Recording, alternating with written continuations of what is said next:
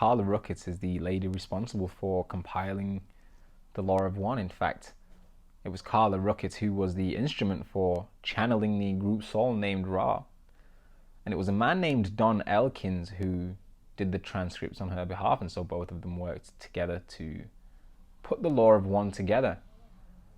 Carla Rueckert had a fairly normal life. In fact, she would be considered to be normal in today's age, in today's society. And so we are talking about a woman who was just like yourself or me in terms of normality. Unfortunately for Carla, she was gifted with the ability to communicate with beings telepathically. She would receive messages and downloads ever since she was a young child. And so telepathic communication with beings was Carla's life. She was gifted with that ability, and fortunately for the rest of us, Carla made the most of it.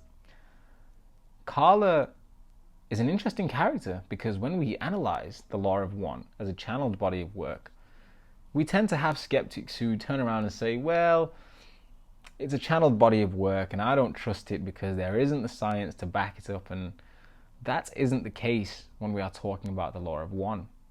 In fact, the Law of One has many scientific references that have only been around in the past 10 years or so. And so we are talking about a book which is predicting science and futures for humans here on this planet.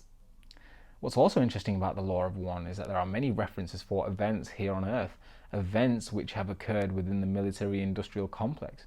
We know this because we have men and women who have served in the military-industrial complex and factions like the secret space program, who are now coming out and giving us information about what has really been happening in the military-industrial complex, the kinds of technologies that the military-industrial complex actually use, and how this technology would change human lives forever. The Law of One talks about all of this happening, and so again we are talking about a body of work which is predicting human future.